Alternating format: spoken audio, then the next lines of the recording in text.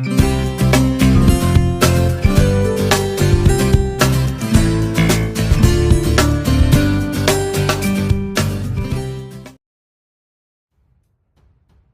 اللہ الرحمن الرحیم۔ السلام علیکم دوستو، امید ہے آپ سب خیر و عافیت سے ہوں گے۔ سلطان عماد الدین زنگی، ایپیسوڈ 11۔ حشام بہت خوش تھے، ان کی والدہ ان کو مل گئی تھی۔ انہیں تعجب یہ تھا کہ وہ اسرب میں عیسائیوں کی قید میں کیسے پہنچ گئی۔ وہ چاہتے تھے کہ جس طرح ان کے والد نے انہیں اپنی تمام داستان سنائی تھی اسی طرح وہ بھی سنائے، مگر وہ ان پر تقاضا نہیں کرتے تھے۔ جب انہیں یاد آتا کہ ایک وقت ان پر ایسا آیا کہ وہ تنہا رہ گئے تھے، جنگلوں میں بھٹک رہے تھے، سردی سے ٹھٹر رہے تھے، پہننے کے کپڑے تک پاس نہ تھے، تو وہ خدا کا ہزار ہزار شکر ادا کرتے تھے کہ اس نے ان پر کرم کیا اور ایسے مہربان لوگوں کو بھیجا جنہوں نے ان کی نہ صرف مدد کی بلکہ انہیں اپنا بیٹا بنا لیا، انہیں آرام و راحت سے رکھا اور اس قابل بنایا کہ وہ اپنے پیروں پر کھڑے ہو سکے۔ وہ عماد الدین زنگی کے بھی بہت شکر گزار تھے۔ انہوں نے انہیں فوج میں بھرتی کیا، عہدہ دیا جس سے انہیں جہاد کرنے کا موقع ملا، مگر وہ جانتے تھے کہ یہ سب کچھ خدا کی مہربانی سے ہوا ہے۔ وہ نماز پڑھتے ہیں، اسے یاد کرتے ہیں، خدا انہیں نوازتا ہے۔ ان کی یہ خواہش بھی تھی کہ خالدہ کی صورت اپنی اصلی حالت پر آ جائے۔ ایک روز انہوں نے اپنی امی سے کہا، امی جان، جس عورت نے تمہیں سیاہ منہ کرنے کا عرق دیا تھا اس نے یہ نہیں بتایا کہ یہ سیاہی کیسے دور ہو سکے گی؟ خالدہ نے مسکرا کر کہا، کیا تمہیں میری سانولی صورت اچھی نہیں معلوم ہوتی؟ حشام، اچھی تو معلوم ہوتی ہے، لیکن میں چاہتا یہ ہوں کہ تمہیں تمہاری اصلی صورت میں دیکھوں۔ خالدہ، اس نے مجھے اس کی تدبیر بتا دی تھی، مگر سوچتی ہوں کیوں کوشش کروں، کیوں گوری بنوں؟ حشام، نہیں امی جان، تم ویسی ہی بن جاؤ جیسی تھی۔ خالدہ، اچھا۔ اس وقت نجمہ بھی وہاں آ گئی۔ انہوں نے کہا، یہ بات میں بھی تم سے کہنے والی تھی کہ اس سیاہی کو اپنے چہرے سے دور کر دو۔ خالدہ نے مسکرا کر کہا، کیا تمہیں میری صورت سے ڈر لگتا ہے؟ نجمہ، ڈر تو نہیں لگتا مگر… خالدہ، اچھی نہیں معلوم ہوتی؟ نجمہ، ہاں حقیقت یہی ہے، کہاں گلاب کا پھول اور کہاں کوے کے پر۔ خالدہ، خدا کرے وہ بھی مل جائیں۔ حشام، کون، ابا جان؟ نجمہ، ہاں خدا نے چاہا آ ہی جائیں گے وہ بھی۔ خالدہ، مجھے یہ چیز اس لیے عزیز ہے کہ اس نے میری عصمت بچائی ہے، جو مجھے جان سے بھی زیادہ عزیز ہے۔ نجمہ، مگر اب اس کی ضرورت نہیں رہی کیونکہ تم امن کی جگہ اور محفوظ مقام پر آ گئی ہو۔ خالدہ، اچھا تو تم میرے لیے چند چیزیں منگوا دو۔ نجمہ، بتاؤ کیا چیزیں منگوا دوں؟ خالدہ نے ایک پرچے پر کچھ دعائیں لکھی اور نجمہ کو دے دی۔ نجمہ نے کمال کو وہ پرچہ دے دیا اور ان سے خالدہ کا تمام حال سنایا۔ انہوں نے کہا، خالدہ بہت ہی نیک اور قابل اعتماد عورت ہے۔ وہ عیسائی تھی، مسلمان ہوئی اور ایسی پکی اور راسخ العقیدہ مسلمان جن کی مثال دی جا سکتی ہے۔ پھر کس قدر عصمت مآب کے اپنے آبرو بچانے کے لیے اپنی صورت تک کالی کر کے بگاڑ لی، وہ لائق ستائش ہے۔ انہوں نے بڑی کوشش سے وہ دعائیں منگوائی، جس طرح خالدہ نے کہا تیار کرائیں اور انہیں دے دی۔ خالدہ نے ان کا استعمال شروع کر دیا۔ وہ رات کو اونٹنی کا دودھ جسم کے ان تمام حصوں پر خوب ملتی اور مالش کراتی جو سیاہ تھی، اور پھر ان اعضاء پر دوا پوت لیتی۔ صبح کو اٹھ کر پھر اونٹنی کے دودھ کی مالش کرتی۔ ایک ہفتے کی کوشش کے بعد ان کی رنگت تبدیل ہونی شروع ہوئی، سیاہی دھل گئی اور چہرہ نکھرنے لگا۔ شریفہ جس نے خالدہ کو عرق دیا تھا ایک سیاہ عورت تھی۔ وہ افریقہ سے اور طرابلس ہو آئی تھی، وہیں کی جڑی بوٹیوں سے عرق تیار کیا تھا۔ وہ نجوم سے بھی واقف تھی اور اس نے حکمت بھی پڑھی تھی۔ اتفاق سے وہ الفرامہ آ گئی تھی اور اس نے خالدہ کو کچھ حالات بتا کر عرق دیا تھا۔ اس عرق کے اثر کو دور کرنے والی دعائیں بھی شریفہ نے ہی بتائی تھی۔ یہ دعائیں اپنا کام کر رہی تھی، مگر عرق ایک دم جلد کو سیاہ کر دیتا تھا اور دعائیں رفتہ رفتہ اس کا اثر زائل کرتی تھی۔ شریفہ نے خالدہ کو یہ بتا دیا تھا کہ 1 مہینے کے استعمال سے جلد اپنی اصلی حالت پر آئے گی۔ دعائیں روزانہ رات کو دودھ سے دھو کر ملی جاتی تھی اور کافی دیر تک ان کی مالش کی جاتی تھی۔ صبح کو دودھ ہی سے دھوئی جاتی تھی، اس سے جلد بھی ملائم ہو جاتی تھی اور سیاہی بھی چھٹتی جاتی تھی، مگر دیکھنے والوں کو نرمی کا تو احساس ہوتا لیکن سیاہی دور ہوتے نظر نہ آتی تھی۔ جب 15 روز دعائیں ملتے ہو گئے تو ایک روز نجمہ نے کہا، ان دعاؤں کا تو کوئی اثر نہیں معلوم ہوتا۔ آج 15 روز ہو گئے لیکن رنگت میں کوئی زیادہ تبدیلی نہیں ہوئی ہے۔ خالدہ، یہ عرق اثر تو فوراً کرتا ہے، یعنی جلد پر لگا کر خشک کر لو، جوں جوں خشک ہوتا جائے گا جلد سیاہ ہوتی جائے گی، مسامات کے ذریعے سے اندر تک پیوست ہو جاتا ہے، مگر اس کا اثر 1 مہینے تک دوائیں لگانے سے دور ہوتا ہے۔ دوائیں اول جلد کے اندر صفائی کرتی ہیں، پھر رفتہ رفتہ باہر کی سطح کو بھی صاف کر دیتی ہیں۔ جب تک اندر کا حصہ صاف نہ ہوگا باہر کا ہرگز صاف نہ ہوگا۔ شریفہ نے مجھے شروع ہی میں یہ سب باتیں بتا دی تھی۔ نجمہ: ایک بات تو ضرور ہو گئی ہے، تمہارے چہرے کی جلد نرم ہو کر بڑی بھلی معلوم ہونے لگی ہے۔ خالدہ نے مسکرا کر کہا، اگر تم ان دواؤں کو استعمال کرو تو کچھ کی کچھ بن جاؤ۔ نجمہ: کیا بن جاؤں؟ خالدہ: پری بن جاؤ۔ اس دوا میں یہ خوبی ہے کہ چہرے کے داغ، دھبے، چھائیاں، محاسوں کے نشانات سب دور کر دیتی ہے۔ چہرے کی جلد نرم اور صاف ہو کر چمک آتی ہے۔ جن کی رنگتیں سانولی ہوتی ہیں ان کی بھی گندمی ہو جاتی ہے، اور جن کی رنگتیں گندمی ہوتی ہیں ان کی گلابی ہو جاتی ہیں۔ نجمہ: استعمال کرنے کو تو میرا بھی جی چاہتا ہے، مگر اس میں جھنجھٹ بہت کرنے پڑتے ہیں۔ خالدہ نے مسکرا کر کہا، مگر فائدہ کس قدر ہے، جوانی کا سا نکھار آ جاتا ہے۔ نجمہ: تو پھر بنا لوں میں بھی یہ دعائیں؟ خالدہ: ضرور۔ نجمہ نے بھی ان دواؤں کو تیار کر کے استعمال کرنا شروع کر دیا۔ 1 ہفتہ اور گزر گیا۔ خالدہ کو ان دواؤں کی مالش کرتے 22 دن ہو گئے۔ اب ان کی سیاہ فام جلد گندمی ہو گئی۔ دیکھنے والے یہ کہہ نہیں سکتے تھے کہ ان کی رنگت سانولی تھی، البتہ چہرے پر کہیں کہیں دھبے رہ گئے تھے۔ خالدہ بڑے استقلال سے ان دواؤں کو استعمال کرتی رہیں۔ جب پورے 30 دن ہو گئے تو ان کا چہرہ پہلے ہی جیسا سرخ و سفید ہو گیا، بلکہ اس میں کچھ نرماہٹ آ گئی جو پہلے سے بھی اچھی معلوم ہونے لگی۔ بالکل گلاب کے پھولوں کی طرح نرم اور خوش رنگ ہو گیا۔ ایک روز نجمہ ان کے چہرے کی طرف دیکھتی ہوئی کہنے لگی، کیا خدا کی شان ہے، کیسا پیارا چہرہ ہو گیا ہے تمہارا۔ خالدہ: اور اپنا چہرہ بھی دیکھا ہے تم نے؟ نجمہ: روز آئینہ دیکھتی ہوں، اس میں کوئی شک نہیں کہ میری رنگت بھی نکھر آئی ہے، لیکن تمہارا چہرہ خدا کی قسم گلاب کے شاداب اور شگفتہ پھولوں کو مات کرتا ہے۔ بات یہ ہے کہ تم تھی ہی آفت کی پرکالا، اب پھر وہی بن گئی ہو، اس لیے تو دلیرن تمہارا پیچھا کرتا رہا۔ خالدہ کچھ آزردہ ہو گئی۔ انہوں نے کہا، اسی بدبخت نے مجھے تباہ کیا، اول باپ کو قتل کیا، پھر الفرامہ پر تباہی لایا۔ نجمہ: تم نے اپنا بقیہ حال سنانے کا وعدہ کیا تھا۔ خالدہ: مجھے وہ وعدہ یاد ہے، کسی روز میں تمہیں اور حشام کو وہ تمام واقعات سناؤں گی جو مجھے پیش آئے۔ کوئی 1 ہفتے سے حشام کمال کے ساتھ شکار کھیلنے گئے تھے۔ وہ واپس ہو گئے۔ جب انہوں نے خالدہ کو دیکھا تو حیران رہ گئے۔ اگرچہ ان کے سامنے ان کا سانولا پن دور ہونے لگا تھا، مگر اب ان کا چہرہ گلابی ہو گیا تھا۔ انہوں نے کہا، امی جان، تمہاری ایسی ہی صورت میرے حافظے میں محفوظ تھی، مجھے یقین نہیں آتا تھا کہ تم پھر ایسی ہو سکو گی۔ خالدہ: اگر تم اور نجمہ اصرار نہ کرتے تو میں ہرگز دوائیں استعمال نہ کرتی۔ حشام: امی جان، اس عرق کا اثر کب تک رہتا ہے؟ خالدہ: شریفہ نے مجھے بتایا تھا کہ اگر دوائیں استعمال نہ کی جائیں تو 8-10 برس تک اس کا اثر رہتا ہے۔ حشام: شریفہ کوئی نہایت قابل عورت تھی۔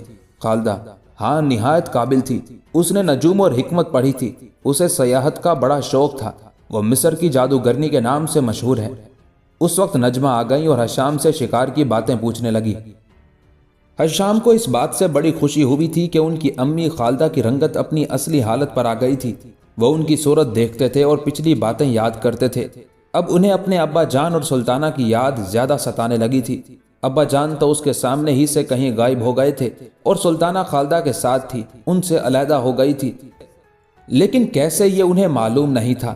وہ خوب جانتے تھے کہ زیغم الدین کو ان سے اور خالدہ کو سلطانہ سے اس قدر محبت تھی کہ وہ اپنی خوشی سے انہیں نہ چھوڑ سکتے تھے، لیکن ان کے ابا جان بھی کہیں چلے گئے تھے اور خالدہ بھی سلطانہ کو کھو بیٹھی تھی۔ انہیں یہ معلوم کرنے کا بڑا اشتیاق تھا کہ خالدہ الفرامہ کی تباہی کے وقت کہاں اور کیسے چلی گئی تھی، اور سلطانہ کو انہوں نے کیسے چھوڑ دیا، وہ کہاں ہے، اسرب میں وہ کیسے پہنچی اور قید ہو گئی۔ انہوں نے ایک مرتبہ نہیں کئی مرتبہ خالدہ سے ان کے واقعات سن لیے تھے جو الفرامہ کی تباہی کے بعد ان پر اور ان کے والد زیغم الدین پر گزرے تھے۔ ایک روز خالدہ خوش تھی، ہنس ہنس کر نجمہ سے باتیں کر رہی تھی۔ حشام بھی بیٹھے تھے، تینوں ہنس رہے تھے۔ جب باتوں کا رخ بدلا تب حشام نے خالدہ سے کہا، لو امی جان، آج بتاؤ تم کیسے الفرامہ سے نکلی، کہاں گئیں اور سلطانہ کا کیا ہوا؟ خالدہ نے ان کی طرف دیکھ کر کہا، تمہیں ان باتوں کے سننے کا بڑا اشتیاق ہے، تم سے تمہارے ابا جان نے بھی اپنے حالات بیان کیے تھے، میں بھی سنائے دیتی ہوں۔ حشام و نجمہ دونوں متوجہ ہو گئے۔ خالدہ نے کہا، تمہیں شاید یہ معلوم نہیں ہے کہ میں کون ہوں، شروع ہی سے میں حالات بیان کرتی ہوں۔ ہشام نے کہا، ابا جان نے مجھے سب بتا دیا ہے، تم عیسائی تھی، عیسائی تمہیں اپنے ساتھ لائے تھے، ابا جان نے چھڑایا تھا، الفرامہ پر دلیرا نے تمہاری وجہ سے طاقت کی تھی۔ خالدہ نے مسکرا کر کہا، اچھا، زیگم الدین نے سارے ہی حالات تمہیں سنا دیے تھے؟ ہشام، جی ہاں، میں وہاں سے سننا چاہتا ہوں جب تم الفرامہ سے چلی۔ خالدہ، کیا نجمہ کو بھی یہ حالات سنا دیے تھے؟ نجمہ، مجھے ہشام نے تمہارے حالات سنا دیے تھے، معاف کرنا، مجھے یہ خیال ہوا تھا کہ تم عیسائی تھی، عیسائیوں میں پہنچ کر اپنے مذہب میں شامل ہو گئیں، تم نے اپنے شوہر سے بے وفائی کی، اپنے بچے کو بھول گئیں۔ خالدہ، میں اپنی خوشی سے مسلمان ہوئی تھی، کسی نے مجھ پر جبر نہیں کیا تھا، اسلام کی باتیں میرے دل پر اثر کر گئی تھی، مجھے افسوس ہوا تھا کہ میں 3 خداؤں کو مانتی رہی تھی، حضرت عیسیٰ علیہ السلام کو خدا کا بیٹا سمجھتی تھی، حالانکہ خدا واحد ہے، اس نے حضرت عیسیٰ کو بغیر باپ کے پیدا کیا تھا، اس میں سب کچھ قدرت ہے۔ میرے دل میں اسلام جاگزی ہو چکا تھا، میں مرنا قبول کر لیتی لیکن اسلام کو نہ چھوڑتی، مجھے اپنے شوہر اور اپنی اولاد سے بڑی محبت تھی، اور اس محبت کی بدولت میں نے بڑی تکلیفیں اٹھائی اور بڑے غم برداشت کیے۔ نجمہ، میں اسی بات کی تو معافی چاہتی ہوں کہ مجھے بدزنی ہوئی۔ خالدہ نے مسکرا کر کہا، تم نے ایک مومنہ سے بدزنی کی، خدا سے معافی چاہو۔ نجمہ، خدا سے معافی چاہ رہی ہوں، وہ ضرور معاف کر دے گا، مگر تم بھی معاف کر دو۔ خالدہ، میں نے معاف کیا، خدا بھی معاف کرے۔ نجمہ نے شوخی سے مسکرا کر کہا، شکریہ۔ ہشام، معافی بھی ہو گئی، اب بیان کرو۔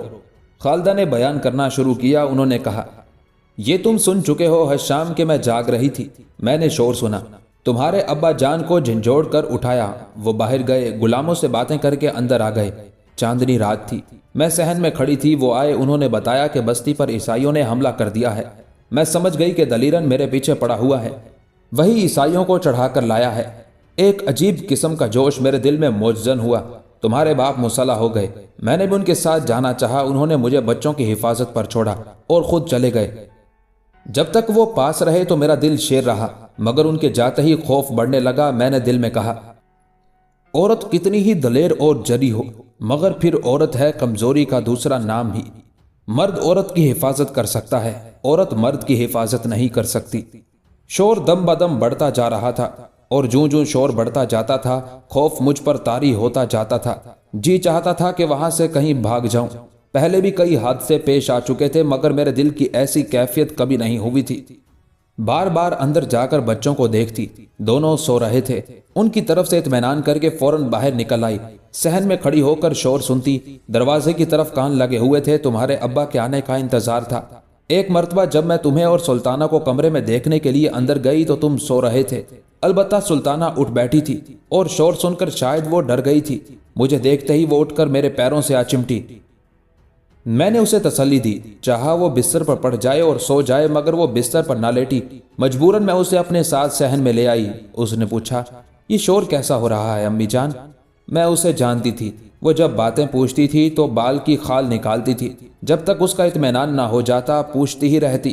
میں نے اس سے کہا، اس وقت کچھ نہ پوچھو، صبح کو سب بتا دوں گی، تمہارے ابا معلوم کرنے گئے ہیں کہ کیسا شور ہو رہا ہے۔ اسی وقت دروازے پر کچھ کھٹکا ہوا، ساتھ ہی شور بھی ہوا، میں سمجھ گئی کہ خطرہ دروازے پر آ گیا ہے۔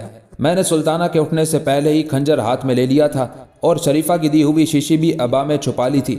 میں دروازے کی طرف چلی، مگر فوراً تمہارا خیال آ گیا، میرے بڑھتے ہوئے قدم رک گئے، میں جلدی سے واپس ہو لی اور کمرے میں آئی، تمہیں دیکھا، تم اب بھی بے خبر پڑے سو رہے تھے۔ سلطانہ نے کہا، بھائی جان کو بھی اٹھا دو۔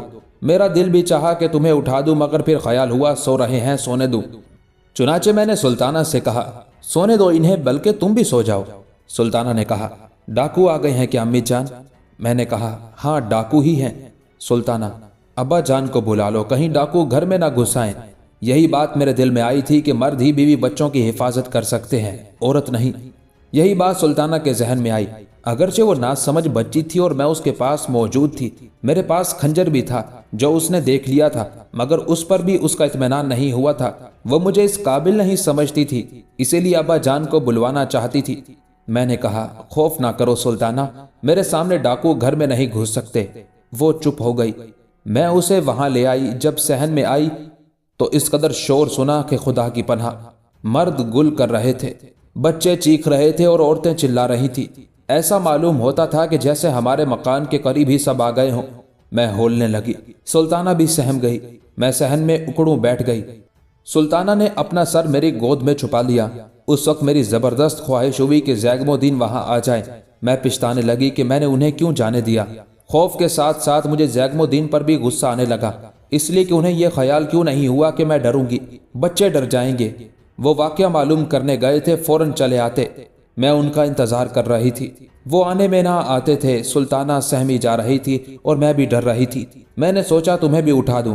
میں اٹھی اور کمرے کی طرف چلی۔ اس وقت پھر دروازے پر شور ہوا۔ میں سلطانہ کا ہاتھ پکڑ کر کھینچتی ہوئی دروازے کی طرف چلی۔ وہ سخت خوفزدہ ہو گئی تھی۔ اس نے کہا، ابا جان کو بلا لو امی جان۔ میں نے کہا، تمہارے ابا جان ہی کو بلانے چل رہے ہیں۔ دیکھو بولو مت، اگر ڈاکوؤں نے تمہاری آواز سن لی تو مجھے اور تمہیں دونوں کو مار ڈالیں گے۔ وہ چپ ہو گئی اور پھر نہیں بولی۔ میں اسے لے کر ڈیوڑی میں آ گئی۔ میں نے کنیزوں کو بھی نہیں اٹھایا تھا، وہ سب دوسری طرف صحن میں سو رہی تھی، مگر اب وہ شاید اٹھ گئی تھی اور صحن میں آ گئی تھی، کیونکہ ان کے باتیں کرنے کی آواز آنے لگی تھی۔ مجھے پھاٹک کے پاس پہنچے چند ہی لمحے ہوئے تھے کہ زور سے پھاٹک کھلا۔ میں سمجھی زیگم الدین آ گئے، مگر میں نے دیکھا 10-15 مرد گھسے چلے آ رہے ہیں۔ چونکہ میں اور سلطانہ اندھیرے میں تھی، اس لیے انہوں نے ہمیں نہیں دیکھا۔ دروازہ کھلنے سے جو چاندنی کا عکس پڑا تو میں نے پہچان لیا وہ عیسائی تھے۔ سب گھر کے اندر گھسے چلے گئے۔ اب میرا گھر کے اندر جانا مشکل ہو گیا۔ مجھے تمہارا خیال آیا، دل تڑپ گیا، چاہا دوڑ کر تمہارے پاس پہنچ جاؤں اور تمہیں اٹھا لاؤں، مگر عقل نے کہا اب اس کا موقع نکل گیا ہے۔ مجھے سخت صدمہ ہوا۔ میں نے سنا ان درندوں نے صحن میں جاتے ہی کنیزوں کو قتل کر ڈالا۔ ان کے چیخنے کی آوازیں آئیں۔ میں نے باہر جھانک کر دیکھا، وہاں کوئی نہیں تھا۔ میں سلطانہ کا ہاتھ پکڑ کر باہر نکل آئی۔ دروازے کے باہر چند غلاموں اور عیسائیوں کی لاشیں پڑی تھی۔ میں وہاں سے تیزی سے لب کی۔ خالدہ اتنا بیان کر کے خاموش ہو گئیں۔ خالدہ نے پھر بیان کرنا شروع کیا۔ میں سلطانہ کا ہاتھ پکڑے چلی جا رہی تھی۔ دل خوف سے کانپ رہا تھا، سمجھ میں نہ آتا تھا کہاں جاؤں۔ بستی میں پناہ کی کوئی جگہ نظر نہ آتی تھی، کیونکہ ہر طرف شور ہو رہا تھا اور کہیں کہیں آگ کے شعلے پھڑکتے ہوئے نظر آ رہے تھے۔ مجھے معلوم تھا کہ عیسائی جس اسلامی بستی پر چھاپا مارتے ہیں اسے بالکل تباہ کر دیتے ہیں۔ میرے ذہن میں یہ بات آ گئی کہ عیسائی الفرامہ کو برباد کر کے چھوڑیں گے۔ میں یہ بھی جانتی تھی کہ وہ ایسی درندگی کرتے ہیں کہ بچوں کو ذبح کر ڈالتے ہیں اور حسین اور جوان عورتوں کی عصمت دری کرتے ہیں۔ بدقسمتی سے میں جوان بھی تھی اور خوبصورت بھی، اور میرے ساتھ ایک بچی بھی تھی۔ مجھے یقین تھا کہ اگر کسی عیسائی نے مجھے اور سلطانہ کو دیکھ لیا تو وہ سلطانہ کو ضرور مار ڈالے گا اور مجھے بے آبرو کرنے کی کوشش کرے گا۔ میں نے یہ ارادہ کر لیا کہ جان دے دوں گی مگر عصمت پر دھبا نہ لگنے دوں گی۔ مجھے رہ رہ کر ہر شام تمہارا خیال آنے لگا۔ جب تمہارا خیال آتا تو دل پر چرکا لگتا، چیخ چیخ کر رونے کو جی چاہتا، لیکن سلطانہ میرے ساتھ تھی، اس کی وجہ سے میں رو بھی نہ سکتی تھی، حالانکہ میرا دل خون کے آنسو رو رہا تھا۔ میں سلطانہ کا ہاتھ پکڑے چلی جا رہی تھی جنگل کی طرف، چاہتی تھی کہ جس قدر جلد ممکن ہو آبادی سے دور نکل جاؤں۔ میں نے جلدی میں یہ خیال نہ کیا کہ دوسری طرف ہمارے گھر کے قریب بھی باغات ہیں، میں وہاں جلد پہنچ سکتی تھی اور شاید پناہ بھی مل جاتی۔ میں نے دوسرا راستہ اختیار کر لیا، وہاں سے فاصلے پر جنگل تھا۔ جب میں گھر سے کافی فاصلے پر نکل آئی تب اس بات کا احساس ہوا اب واپس لوٹ کر باغوں کی طرف جانا دشوار اور خطرناک تھا۔ جنگل اب بھی دور تھا مگر میں جنگل ہی کی طرف بڑھتی رہی۔ کیا عجیب بات تھی کہ انسان درندوں کے خوف سے بستی کی طرف بھاگا کرتے تھے، مگر اس وقت ایسے انسانوں نے الفرامہ پر حملہ کیا تھا جو درندوں سے بھی بڑھ کر تھے، اور ان کے خوف سے ہم بستی سے جنگل کی طرف دوڑ رہے تھے۔ گویا درندوں کے خوف سے ہم بستی سے جنگل کی طرف دوڑ رہے تھے، یعنی درندوں کا خوف جاتا رہا تھا اور انسانوں کا خوف بڑھ گیا تھا۔ جوں توں کر کے میں اور سلطانہ جنگل میں جا گھسے۔ وہاں پہنچ کر میں نے اطمینان کا سانس لیا۔ سلطانہ کا ایک تو دم پھول گیا، دوسرے جنگل دیکھ کر وہ خوف زدہ ہو گئی۔ میں ایک طرف ایک درخت سے پیٹھ لگا کر بیٹھ گئی۔ سلطانہ میری گود میں بیٹھ گئی، اس نے اپنا سر میرے سینے میں چھپا لیا۔ میں نے اس کے سر پر دوپٹے کا آنچل اس خیال سے ڈال دیا کہ وہ اور زیادہ نہ ڈر جائے۔ جنگل سائیں سائیں کر رہا تھا، گرمی کا موسم تھا، خوف تھا کہیں کوئی گزندہ یعنی سانپ، بچھو یا اور کوئی جانور نہ کاٹ لے، مگر اس خوف کے مقابلے میں عیسائیوں کا خوف بہت زیادہ تھا۔ پتا کھڑکنے پر میں چوکنی ہو کر ادھر ادھر دیکھنے لگتی تھی۔ میرے داہنے ہاتھ میں اب بھی خنجر تھا۔ اس جنگل کے درخت بڑے بڑے سایہ دار تھے، عام طور پر وہاں اندھیرا پھیلا ہوا تھا، اگرچہ چاندنی چٹک رہی تھی لیکن درختوں کے پتے اور شاخیں چاندنی کو زمین تک نہ آنے دیتے تھے۔ البتہ کہیں کچھ نور کی شعائیں سی درختوں میں سے چھن چھن کر زمین پر پڑ رہی تھی۔ उन शुआओं से कुछ उजाला सा था। मैंने सोचा जहां हम बैठे हैं इसी जगह को साफ कर लें। चुनाचे मैंने सुल्ताना को एक तरफ बिठाया और खंजर से काफी जगह साफ कर ली। वहां मैंने सुल्ताना को लिटाना चाहा। उसने कहा, अम्मी घर चलो, यहाँ डर लगता है। मेरा दिल भर आया। उस बेचारी को क्या खबर थी कि हम पर क्या मुसीबत टूट पड़ी, घर कैसे चले। मैंने उसे समझाया, बेटी हमारे घर पर डाकुओं ने हमला किया है, सुबह तक घर नहीं जा सकते, यहीं पड़ रहो। बच्चों में दरियाफ्त का मादा और तलाशो तजस्सुस का शौक होता है। जब तक उनकी तसल्ली नहीं हो जाती वो बातों में बातें निकालते रहते हैं। चुनाचे सुल्ताना ने कहा, डाकुओं ने क्यों हमला किया है हमारे घर पर? हमने उनका क्या लिया था? मैं, डाकू दौलत के भूखे हैं, उन्होंने दौलत लूटने के लिए हमला किया है। सुल्ताना, दौलत क्या होती है अम्मी जान? मैं, सोना चांदी रुपए अशरफियां और जेवरात को दौलत कहते हैं। सुल्ताना, डाकुओं के पास दौलत नहीं होती? मुझे खौफ था कि हमारी बातें सुनकर यहाँ ना आ जाए। मैंने कहा, बेटी सुबह को तुम्हें सब कुछ बता दूंगी, इस वक्त चुप रहो और सो जाओ।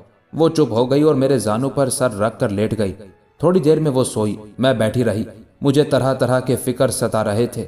घर के लुटने का गम था, तुम्हारा गम था, जैगमुद्दीन का गम था, किसी दरिंदा जानवर के आ जाने का खौफ था, दुश्मनों के वहां आ जाने का खौफ था, हमारा हशर क्या होगा ये फिक्र था। गर्ज में बहुत परेशान और मगमूम थी, मगर इस पर भी नींद आंखों में चली आ रही थी। मैं भी सुल्ताना को अपने सीने से लगाकर और उसे खूब भींच कर लेट गई, ताकि अगर कोई जानवर या आदमी सुल्ताना को मुझसे अलहदा करना चाहे तो मेरी आंख खुल जाए। आखिर रफ्ता रफ्ता मेरी आंखें बंद हो गई और मुझे नींद आ गई। जब आंख खुली तो दोपहर का वक्त करीब आ गया था। दोपहर जंगल से बाहर मैदान में फैल गई थी। उठते ही अपनी हालत का एहसास हुआ। एक घोंसा सा दिल पर लगा। मैं खुदा को याद करती हुई उठी। सुल्ताना भी उठ बैठी। मैंने तयम्मुम करके नमाज पढ़ी और खुदा से बेहतरी की दुआ मांगी। अब मेरे दिल में आई कि बस्ती में चलकर देखूं क्या हुआ। मैं सुल्ताना का हाथ पकड़कर बस्ती में गई। वहां शहर खामोशा की सी खामोशी तारी थी। हर तरफ सकूत छाया हुआ था। मैं अव्वल अपने महल में गई, देखा महल मक्तल बना हुआ है। दरवाजे के बाहर ईसाइयों और हमारे गुलामों की लाशें पड़ी हुई हैं। अंदर सहन में कनीजों की और 2 ईसाइयों की लाशें मौजूद हैं। मालूम होता है कनीजों ने मुकाबला किया और 2 ईसाइयों को मार डाला। मेरा दिल धक धक करने लगा। सुल्ताना भी मुतवाहश हुई। उसने कहा, किसने मार डाला इन्हें अम्मी जान? मैंने कहा, ईसाई लुटेरों ने। सुल्ताना, मगर वो तो दौलत लेने आए थे, उन्होंने कनीजों को क्यों मार डाला? मैं, बेटी वो मुसलमानों के दुश्मन हैं, मुसलमानों को भी मार डालते हैं और लूट भी लेते हैं। सुल्ताना कुछ और कहने वाली थी। मैंने उसे रोक दिया और कमरों में गई। हर कमरा लूट कर साफ कर दिया गया था। मामूली चीजें बेतरतीबी से पड़ी थी और कीमती चीजें और मालो असबाब लुट गया था। लेकिन मुझे देखकर ताज्जुब हुआ कि तुम वहां नहीं थे, ना तुमसे दूर तुम्हारी वहां लाश थी। मैं सोचने लगी, तुम कहाँ गए? क्या वो तुम्हें अपने साथ ले गए या तुम कहीं भाग गए? मेरा ख्याल हुआ कि तुम गुसल खाने में जा छुपे हो। मैं जान गई उस जगह तक ईसाई ना पहुंचे होंगे। मैं झपट कर वहां गई, तुम्हारा नाम लेकर आवाज दी, तुम नहीं बोले। गुसल खाने को अच्छी तरह देखा भाला, तुम नहीं मिले। मुझे ताज्जुब भी हुआ और फिक्र भी। मैंने वहां ना तुम्हारे अब्बा को देखा, ना उनकी लाश देखी। मुझे ख्याल हुआ कहीं वो शहीद तो ना हो गए। मैं सुल्ताना को लेकर निकल खड़ी हुई। अल्फरामा की गली गली और कूचा कूचा में फिरने लगी। मैंने वहां किसी को नहीं देखा। तमाम बस्ती इंसानों से खाली थी। बहुत से मकान जल चुके थे, बहुत से अब तक जल रहे थे। रास्तों में ईसाइयों की लाशें पड़ी थी, मगर ताज्जुब यह है मुसलमानों की लाशें नहीं थी। मुझे ताज्जुब हुआ कि मुसलमानों की लाशें कहाँ गई। अब मैंने घरों में घुसकर देखना शुरू किया। वहां मुसलमानों की लाशें मौजूद थी। उनमें मर्दों की भी थी, औरतों की भी थी और बच्चों की भी। बच्चों और औरतों की लाशें देखकर रोंगटे खड़े हो गए। मैंने हर मकान में घुसकर देख लिया। तुम्हारी और तुम्हारे अब्बा की लाशें नहीं देखी। मुझे यह इत्मीनान हो गया कि तुम दोनों बच गए। मैं सारी बस्ती में गश्त लगाकर लौट आई, फिर अपने घर में आ गई। मैंने बड़ी मुश्किल से कनीजों की लाशें गुसल खाने में रख दी। ईसाइयों की लाशें खींचकर बाहर फेंक दी। गुसल किया। रोजमर्रा के पहनने के कपड़े रह गए थे, पहने। खाना तैयार किया। मैं अपने लिए तो शायद खाना तैयार ना करती, मगर सुल्ताना का ख्याल था। वो बच्ची थी, उसे जरूर भूख मालूम हो रही थी। उसने और मैंने दोनों ने मिलकर खाना खाया, पानी पिया और खुदा का शुक्र अदा किया। अब मैं सोचने लगी, क्या करूं, कहाँ जाऊं? मुझे ख्याल हुआ कि अजब नहीं तुम और जैगमुद्दीन कहीं छुप गए हो और रात को आ जाओ। इसलिए मैंने वहीं रहने का कसद कर लिया। अगरचे दिन में भी खौफ मालूम हो रहा था, क्योंकि अल्फरामा लाशों का घर बन चुका था, लेकिन हिम्मत करके मैंने रात वहां बसर करने का इरादा कर ही लिया। مغرب کی نماز پڑھ کر میں نے کھانا تیار کر لیا، سلطانہ کو کھلایا، خود بھی کھایا، شمع روشن کی، بستر کیے اور سلطانہ کو لیٹ جانے کو کہا۔ اگرچہ وہ بچی تھی مگر الفرامہ پر کچھ ایسی ہیبت اور وحشت طاری تھی کہ وہ بھی ڈر رہی تھی۔ اس نے کہا، امی جی آج کیا ہو رہا ہے؟ مجھے ڈر کیوں معلوم ہوتا ہے؟ حقیقت یہ ہے کہ میں بزدل نہ تھی، لیکن اس وقت میرا دل بھی خوف سے لرز رہا تھا۔ خوف کی بات ہی تھی، جس بستی میں ہزاروں آدمی تھے آج وہاں صرف ہم ہی دو زندہ تھے، باقی لاشیں ہی لاشیں تھیں۔ خود ہمارے گھر میں اور گھر سے باہر لاشیں پڑی تھی، لیکن بچی کے دل سے ڈر نکالنا ضرور تھا۔ میں نے کہا، ڈر کس بات کا؟ خدا ہمارے ساتھ ہے، پھر ہم کیوں ڈریں؟ سلطانہ، ابا جان اور بھائی جان کہاں ہیں؟ امی جان؟ وہ کہیں چھپے ہوئے ہیں، رات کو آ جائیں گے۔ غرض باتیں کرتی کرتی سلطانہ تو سو گئی۔ میں نے اٹھ کر عشاء کی نماز پڑھی اور تمہارا انتظار کرنے لگی۔ جوں جوں رات آتی جاتی تھی، ہیبت ناک سکوت چھاتا جاتا تھا۔ چاند نکل آیا تھا اور چاندنی پھیل گئی تھی، مگر چاندنی بھی اداس تھی۔ سد دروازہ کھلا ہوا تھا۔ مجھے خوف ہوا کہ کوئی جانور نہ گھس آئے۔ میں نے دروازہ بند کر دیا مگر زنجیر نہیں چڑھائی۔ البتہ جس کمرے میں ہم دونوں تھے اس کے دروازے بند کر کے زنجیریں لگا دی۔ وہاں گرمی معلوم ہونے لگی، مگر کیا کرتی، دروازے کھولنے سے خوف معلوم ہوتا تھا۔ میں پڑی رات گئے تک بیٹھی رہی، یہاں تک کہ نیند کے جھونکے آنے لگے۔ میں بھی لیٹ گئی اور لیٹے ہی سو گئی۔ جب آنکھ کھلی تو صبح ہو چکی تھی۔ میں دیکھا کرتی تھی کہ ہر صبح پیغام مسرت لے کر آتی تھی، لیکن وہ صبح بڑی ہی اندوہناک اور غم ربا تھی۔ میں نے اٹھ کر ضروریات سے فراغت کی، وضو کیا اور نماز پڑھی۔ اس عرصے میں سلطانہ بھی اٹھ گئی۔ میں نے اس کا منہ دھلایا، کچھ پکایا۔ اس نے اور میں نے دونوں نے ناشتہ کیا۔ مجھے یہ یقین تھا کہ تم اور تمہارے ابا جان رات کو ضرور آ جاؤ گے، لیکن تم نہ آئے۔ اب میں نا امید سی ہو گئی۔ اتنے بڑے میدان اور اتنی بڑی بستی میں میرا تنہا رہنا مشکل تھا، اس وجہ سے بھی کہ وہاں لاشیں پڑی تھی اور ان کا سڑنا یقینی تھا۔ میں نے وہاں سے چلنے کا قصد کر لیا، مگر جاؤں کہاں؟ سوچتے سوچتے یہ بات سمجھ میں آئی کہ زیغم الدین موصل جانے کی تیاریاں کر رہے تھے۔ میں بھی موصل ہی جاؤں اور عماد الدین زنگی کی خدمت میں حاضر ہو کر اپنی روداد سناؤں۔ میں نے سن رکھا تھا کہ زنگی بہت نیک اور مسلمانوں کے بڑے ہمدرد ہیں۔ میں نے استبل میں جا کر دیکھا، کہیں سے دو گھوڑے وہاں آ گئے تھے۔ میں نے پہننے کے کپڑوں کی پوٹ باندھی، کچھ کھانے کا سامان باندھا، ایک بستر لیا اور یہ سب چیزیں ایک گھوڑے پر لاد دیں۔ دوسرے گھوڑے پر زین کسا اور اس پر میں اور سلطانہ سوار ہو گئی۔ دوسرے گھوڑے کی باگ میں نے پکڑ لی اور چل پڑی۔ میں موصل کا راستہ نہیں جانتی تھی، لیکن اپنے خیال میں اس راستے پر چلی جو اسلامی قلمرو کی طرف جاتا تھا۔ شام کے وقت میں ایک بستی میں پہنچی۔ اس بستی کا نام نہیں جانتی تھی، نہ وہاں کسی سے واقفیت تھی۔ حیران تھی کس کے پاس جاؤں، کیا کہوں، کہاں ٹھہروں، یہی سوچتی چلی جا رہی تھی کہ ایک مسجد آ گئی۔ لوگ مغرب کی نماز پڑھ کر نکل رہے تھے۔ ایک ادھیڑ عمر کے شخص نے مجھے دیکھ کر کہا، بیٹی کہاں سے آئی ہو، کہاں جاؤ گی؟ میں نے کہا، ایک آفت زدہ ہوں، الفرامہ سے آئی ہوں، رات بسر کرنے کا ٹھکانہ چاہتی ہوں۔ اس عرصے میں کئی جوان ادھیڑ اور بوڑھے وہاں آ گئے، حیرت سے میری طرف دیکھتے اور نظریں جھکا لیتے۔ میں سمجھ گئی کہ وہ میری حسین صورت اور تنہائی کو دیکھ کر حیران ہوتے ہیں، اور چونکہ مسلمان ہیں اس لیے نظریں جھکا لیتے ہیں۔ ایک بوڑھے شخص نے کہا، بیٹی میرے ساتھ آؤ، میں یہاں کا مقدم ہوں۔ وہ مجھے اپنے ساتھ لے گئے۔ ان کا مکان کچا تھا۔ ان کی بیوی تھی، لڑکوں کی بیویاں تھیں، پوتیاں تھیں، لڑکیاں اور نواسیاں تھیں۔ ان سب نے ہمیں گھیر لیا، ہماری بڑی آؤ بھگت کی۔ سب سے پہلے میں نے پانی لے کر وضو کیا، نماز پڑھی، انہوں نے ہمیں کھانا کھلایا۔ جب ہم کھانا کھا چکے تو بڑے میاں آ گئے۔ انہوں نے مجھ سے حالات پوچھے، میں نے بیان کر دیے۔ انہیں بڑا افسوس ہوا۔ انہوں نے بتایا الفرامہ وہاں سے 30 میل کے فاصلے پر تھا۔ اس روز ہم نے 30 میل کا فاصلہ طے کر لیا تھا۔ میں گھوڑوں کو بھگاتی چلی آئی تھی۔ ان لوگوں کو الفرامہ کی بربادی کا کچھ حال معلوم نہیں تھا۔ رات ہم نے بڑے آرام سے بسر کی۔ صبح میں نے روانگی کی اجازت چاہی۔ بڑے میاں نے کہا، بیٹی تم جوان ہو اور بہت زیادہ خوبصورت، تمہارا تنہا سفر کرنا مناسب نہیں ہے، ابھی یہیں ٹھہرو۔ ممکن ہے تمہارے شوہر اور بیٹا بھی یہیں آ جائیں، اور اگر خدا نہ خواستہ وہ نہ آئے تو پھر کسی قافلے کے ساتھ تم موصل چلی جانا۔ میری سمجھ میں بھی یہ بات آ گئی۔ میں وہاں ٹھہر گئی۔ بڑے میاں نے میری داستان کچھ لوگوں کو سنا دی تھی۔ ان کی عورتیں میرے پاس آنے اور مجھے تسلی دینے لگی۔ انہوں نے ہماری دعوتیں بھی کی۔ مقدم بڑے نیک اور دیندار تھے، وہ مجھے بھی بیٹی کی طرح چاہنے لگے۔ سلطانہ سے تو انہیں بڑی محبت ہو گئی۔ سلطانہ بھی گل گون تھی، بالکل گلاب کی کلی، جو دیکھتا پیار کرتا۔ عورتیں اور لڑکیاں اس کے گرد رہتی۔ بڑے میاں اسے اپنے ساتھ لے جاتے، وہ انہیں نانا جان کہتی، وہ خوش ہو جاتے۔ ہمیں وہاں رہتے 2 مہینے گزر گئے۔ اس عرصے میں روز مجھے امید ہوتی کہ زیغم الدین اور تم آج ضرور آ جاؤ گے، مگر جب دن چھپ جاتا تو میں نا امید ہو جاتی۔ اگرچہ مجھے اچھا ٹھکانہ مل گیا تھا لیکن میری غیرت وہاں پڑے رہنے کو نہیں چاہتی تھی۔ چنانچہ ایک روز میں نے مقدم سے کہا، اب امید نہیں رہی کہ وہ آ جائیں اور کوئی قافلہ بھی نہیں آیا، اجازت دیجیے کہ میں موصل روانہ ہو جاؤں۔ انہوں نے بہت کچھ نشیب و فراز کی باتیں سنا کر مجھے وہیں رہنے پر مجبور کیا اور کہا، بیٹی میں تمہارا تنہا سفر کرنا مناسب نہیں سمجھتا، زمانہ خراب ہے، عیسائی منڈلا رہے ہیں، کہیں تم ان کے ہاتھوں میں نہ پڑ جاؤ۔ میں چپ ہو گئی اور سال بھر وہیں رہی۔ ان لوگوں نے مجھے بڑے آرام سے رکھا۔ اتفاق سے ایک قافلہ وہاں آ نکلا، وہ موصل آ رہا تھا۔ بڑے میاں نے میرے قافلہ سے میرا ذکر کیا، وہ بڑی خوشی سے مجھے ساتھ لے جانے کو تیار ہو گئے۔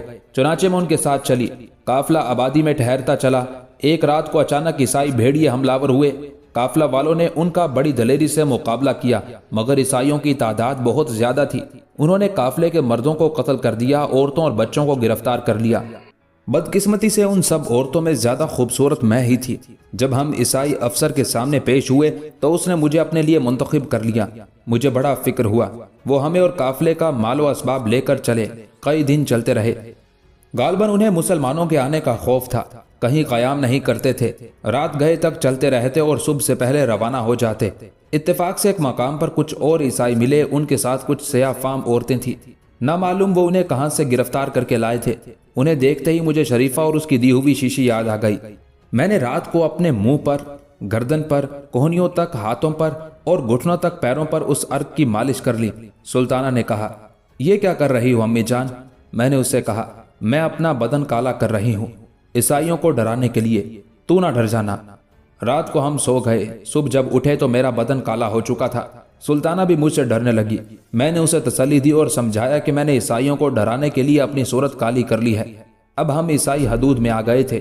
یہاں عیسائی افسر نے مجھے بلایا۔ اب جو اس نے میری صورت دیکھی تو بہت بگڑا۔ اس نے کہا، وہ عورت کہاں گئی؟ میں نے کہا، مجھے کیا خبر۔ اس نے مجھے بہت تلاش کرایا، میں موجود تھی مگر وہ نہ پہچانا۔ اتفاق ایسا ہوا کہ عیسائی اس کی سخت گیری سے تنگ آ کر بھاگ گئے تھے۔ وہ یہ سمجھا کہ کوئی عیسائی مجھے لے کر بھاگ گیا ہے۔ وہ اپنے لوگوں پر سخت خفا ہوا۔ اس نے مجھ پر ظلم یہ کیا کہ سلطانہ کو مجھ سے چھین لیا۔ مجھے قلق ہوا، لیکن جانتی تھی اگر میں نے ذرا بھی فریاد و زاری کی تو وہ مجھے قتل کرا دے گا۔ چنانچہ دل پر صبر کی سل رکھ کر خاموش ہو گئی۔ سلطانہ نے میری صورت بدلنے کا راز افسر پر ظاہر نہ کیا۔ ہم کئی مہینے مختلف بستیوں میں رہ کر اسرب لائے گئے۔ یہاں سے وہ افسر ہمیں والی اسرب کے سپرد کر کے سلطانہ کو لے کر اڑیسہ یعنی اعزاز چلا گیا۔ مجھے اس کی جدائی کا بھاری صدمہ ہوا، مگر کیا کر سکتی تھی۔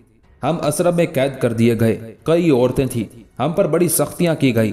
ہمیں عیسائی ہونے پر مجبور کیا گیا، مگر کوئی ایک بھی عیسائی نہیں ہوئی۔ آخر خدا نے ہم پر رحم کیا۔ عماد الدین زنگی نے اسرب فتح کر کے ہمیں رہا کرایا۔ یہ ہے میری داستان۔ خالدہ کی داستان سب نے بڑی توجہ سے سنی۔ حشام کو بڑا افسوس ہوا کہ ان کی والدہ نے کتنی تکلیفیں برداشت کی ہیں۔ وہ کچھ سوچنے لگے۔ حشام خالدہ کو پا کر بہت خوش تھے، مگر ابھی انہیں کئی رنج بھی تھے۔ باپ کے نہ ملنے کا رنج تھا، بہن کے نہ ملنے کا رنج تھا، اور سب سے زیادہ اس بات کا غم تھا کہ ان کے تمام خاندان نے عیسائیوں کی بدولت بڑی سختیاں اور بڑی تکلیفیں اٹھائی تھی۔ مگر جب انہیں ان سختیوں اور تکلیفوں کا خیال ہوتا تو کچھ دیر تو انہیں رنج ہوتا اور پھر جوش آ جاتا۔ انہیں یہ افسوس ہوتا کہ وہ بڑے نہ ہوئے، ورنہ دشمنوں سے اس کا انتقام لیتے۔ اب بھی وہ یہ سوچا کرتے کہ عماد الدین زنگی کسی اور طرف جہاد نہ کریں، اعزاز پر حملہ کر دیں یا بیت المقدس پر چڑھائی کر دیں اور وہ دلوں کے حوصلے نکالیں۔ عماد الدین زنگی خاموش نہ بیٹھتے اور وہ ضرور عیسائیوں پر کوئی کاری ضرب لگاتے۔ لیکن بدقسمتی سے سلجوقی بادشاہوں میں خانہ جنگی شروع ہو گئی، اور اس خانہ جنگی نے اس قدر طول کھینچا کہ بہت سا وقت ضائع ہو گیا۔ عماد الدین زنگی نے ان بادشاہوں میں صلح کرانے کی کوشش کی، مگر وہ لڑائی سے باز نہ آئے۔ بادشاہ محمود سلجوقی سے ان کے بھائی مسعود سلجوقی لڑ رہے تھے۔ کچھ عرصے تک تو زنگی نے سالس کی خدمات انجام دی، مگر جب ان میں فیصلہ نہ ہوا تو حق والے کے طرف دار ہو گئے۔ حق پر شاہ محمود تھے۔ مسعود ان سے ناخوش ہو گئے اور انہوں نے عماد الدین زنگی کو نقصان پہنچانے کی کوشش کی اور موصل پر چڑھائی کر دی۔ اگر عماد الدین زنگی چاہتے تو مسعود کا مقابلہ کر کے انہیں ہزیمت دے دیتے، مگر وہ ان کے باپ سلجوقی بادشاہوں کے نمک خوار تھے۔ اس کے علاوہ وہ مسلمانوں سے جنگ کرنا برا سمجھتے تھے، اس لیے وہ ان سے نہیں لڑے، بلکہ انہوں نے جس طرح بھی ہوا مسعود سلجوقی سے صلح کر لی۔ ان جھگڑوں میں عماد الدین زنگی کے کئی سال بیکار ہو گئے اور انہیں عیسائیوں سے جہاد کرنے کا موقع نہ مل سکا۔ حشام بھی اسی وجہ سے مجبور رہے۔ حشام رفتہ رفتہ بڑے ہوتے جا رہے تھے۔ اس عرصے میں ان کی عمر 15 سال کے قریب ہو گئی تھی۔ उन्हें मोसल के करीब जागीर भी मिल गई थी। उस जागीर का इंतजाम कमाल ही करते थे, मगर कभी कभी वो भी खालदा और नजमा को लेकर जागीर पर चले जाते थे और एक एक महीने वहां रह आते थे। उस जागीर के काश्तकार अपने कमसिन जागीरदार को देखकर खुश हो जाते थे। उस जागीर की आमदनी कमाल लाकर नजमा को दे देते थे और नजमा खालदा को देती थी। शुरू शुरू में खालदा ने हर चंद चाहा कि वो जागीर की आमदनी ना लें, नजमा ही रखें, लेकिन नजमा ने उन्हें इस कदर मजबूर कर दिया कि लेनी ही पड़ी। खालदा और हशाम के अखराजात भी कमाल और नजमा ही बर्दाश्त कर रहे थे। एक रोज खालदा ने नजमा से कहा, आज मैं तुमसे एक बात कहना चाहती हूँ। नजमा, कहो। खालदा, अगर वादा करो कि मंजूर कर लोगी तो कहूँ। नजमा, अगर इसका ताल्लुक हशाम से है तो मुझे माफ कर दो। खालदा, मैं कह चुकी हूँ कि हशाम तुम्हारे हैं, मैं ऐसी बात कहकर तुम्हारा दिल हरगिज ना दुखाऊंगी। नजमा, तो कहो, मैं मंजूर कर लूंगी। खालदा, दो बातों में से एक बात करो, या तो जागीर की आमदनी तुम रखो या हमें अपने अखराजात करने दो। नजमा ने मुस्कुराकर कहा, बुरा ना मानूं तो एक बात कहूँ। खालदा, कहो, मैं तुम्हारी किसी बात का भी बुरा ना मानूंगी। नजमा, तुम हमसे हशाम को छुड़ाना चाहती हो।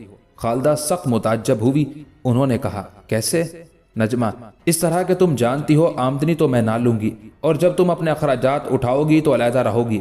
हशाम तुम्हारे बच्चा हैं, जब तुम अलहदा रहोगी तो हम उन्हें कैसे अपने पास रख सकेंगे? खालदा ने जब सोचा तो नजमा ने बात सही कही थी। उन्होंने कहा, मगर हशाम तो तुम्हारे पास ही रहेंगे। नजमा, इस बात को मैं कैसे गवारा करूं? खालदा, तुम बड़ी शौक हो नजमा, तुम नहीं चाहती कि मैं खर्च करूं। नजमा, खुदा ने हमें बहुत कुछ दिया है, हम सोचा करते थे कि कोई खर्च करने वाला ही नहीं। अब खुदा ने हशाम को हमें दे दिया है, मगर वो ऐसे खुदा के बंदे हैं कि खर्च करवाना ही नहीं जानते। हम अपनी खुशी से चाहे जो कुछ उन पर खर्च कर दे, मगर वो कभी नहीं कहते। इसका हमें मलाल है, वो शर्माते हैं।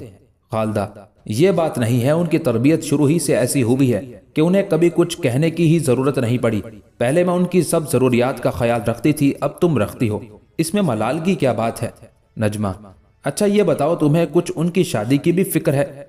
शादी का लफ्ज सुनते ही खालदा का दिल दुखा। उन्हें अपने शोहर याद आ गए, मगर उन्होंने जब्त किया और जल्दी से कहा, मुझे क्या फिक्र, तुम्हारा बच्चा है, तुम फिक्र करो। नजमा बाग बाग हो गई, उनका चेहरा चमकने लगा, आंखें रोशन हो गई। उन्होंने कहा, खुदा तुम्हें खुश रखे, इस वक्त तुमने मुझे बहुत खुश कर दिया। खुशी से मैं फूल गई, मगर सुनो, मैं और तुम दोनों ही उनके लिए दुल्हन ढूंढे। खालदा, ना बाबा, तुम आप ढूंढो, अगर तुम मुझसे पूछ लोगी तो तुम्हारी मेहरबानी होगी। नजमा, ये बात है तो मैंने ढूंढ ली है, सिर्फ तुमसे मशवरा करना बाकी है, कहो तो बता दूं। खालदा, बता दो। नजमा, हुरजबीन कैसी लड़की है? खालदा, कहीं तुमने मेरे दिल की आवाज सुन ली थी क्या? नजमा ने तालियां बजाकर कहा, अच्छा तो तुम्हें पसंद है? खालदा, क्यों पसंद ना होती, चंदे आफताब और चंदे महताब हैं वो। उन्होंने कहा, हशाम की वालदा खुदा के फजल से मौजूद हैं, हशाम की शादी उनकी वालदा की पसंद से होनी चाहिए। खालदा, ये उनकी मेहरबानी है, मगर तुमने कह नहीं दिया था उनसे कि हशाम के माँ बाप हम ही हैं और हमें इख्तियार है। नजमा, खुदा की कसम मैंने यही कहा था। वो कहने लगे, कुछ भी हो शादी उनकी पसंद से होगी। खालदा, लेकिन तुमने एक बात ही नहीं सोची नजमा। नजमा ने खालदा की तरफ देखकर कहा, क्या? खालदा, औसाफ और सलमा को मालूम है कि हशाम एक गुमनाम शख्स के बेटे हैं और एक ईसाई औरत के वतन से हैं, वो क्यों ये रिश्ता मंजूर कर लेंगे? नजमा, छी छी, क्या बात कही तुमने? सलमा मेरी बहन है और मैं उसे अच्छी तरह जानती हूँ, वो हशाम से मोहब्बत करती है, खुशी से मंजूर कर लेगी। और अब तुम कोई ईसाई हो, मुसलमान हो चुकी हो। खालदा, अगर ये बात है तो मेरी ऐन खुशी है। नजमा, अच्छा हमने तुमने तो तय कर लिया, मगर शादी हशाम की होगी, उनसे भी तो पूछना चाहिए। खालदा, हशाम ऐसा नहीं है कि तुम्हारी पसंद को नापसंद करे। नजमा, ये ठीक है, मगर उनके दिल की बात मालूम होनी चाहिए। खालदा, मैं तो इस मामले में उनसे कुछ कह ना सकूंगी। नजमा, मैं भी ना कह सकूंगी। खालदा, अगर उनकी बहन होती तो मालूम हो जाता। ये कहते कहते वो कुछ गमगीन हो गई, उन्हें सुल्ताना याद आ गई, उनके दिल को ठेस लगी, उनका चेहरा उतर गया। नजमा ने देख लिया, वो समझ गई। उन्होंने कहा, तुम आज़ुर्दा ना हो, मुझे खुदा की जात से पूरी उम्मीद है कि जिस तरह तुम और हशाम मिल गए हो, एक दिन इसी तरह ज़ैगमुद्दीन और सुल्ताना भी मिल जाएंगी। खालदा, दरअसल खुदा ही की जात से मुझे उम्मीद रही है, अब भी है और आइंदा भी रहेगी, और मुझे ये यकीन भी है कि अगर जिंदगी रही तो वो दोनों भी मिल जाएंगे। नजमा, इंशाअल्लाह। खालदा, अच्छा तो उनके दिल का हाल कैसे मालूम हो? नजमा, میری سمجھ میں ایک بات آئی ہے، اگر تم بھی پسند کرو۔ خالدہ: کیا؟ نجمہ: گلشن کنیز بڑی ترار اور سمجھدار ہے، حشام سے محبت بھی کرتی ہے، اس کا سن بھی زیادہ نہیں ہے، حشام اس سے باتیں کرتے شرماتے بھی نہیں، اگر کہو تو اس کے ذریعے سے معلوم کرائیں۔ خالدہ: کچھ حرج نہیں ہے، میرے خیال میں اگر اس نے ہوشیاری سے دریافت کیا تو وہ ضرور اسے اپنے دل کی بات بتا دیں گے۔ نجمہ نے اسی وقت گلشن کنیز کو بلا کر سمجھایا کہ وہ حشام سے یہ معلوم کریں کہ وہ حور جبین کو کیا سمجھتے ہیں، ان سے شادی کرنے پر رضامند ہیں یا نہیں۔ گلشن بڑی سمجھدار اور عقل مند تھی، اس نے ہنس کر کہا: یہ کیا بڑی بات ہے، میں ضرور ان کے دل کا حال معلوم کر لوں گی سرکار۔ اگر چھوٹا منہ بڑی بات نہ سمجھی جائے تو عرض کروں کہ حشام سے دلہا کے لیے حور جبین ہی سی دلہن ہونی چاہیے، ہم کنیزوں میں بھی یہی ذکر ہوتا رہتا ہے۔ نجمہ اور خالدہ مسکرانے لگی۔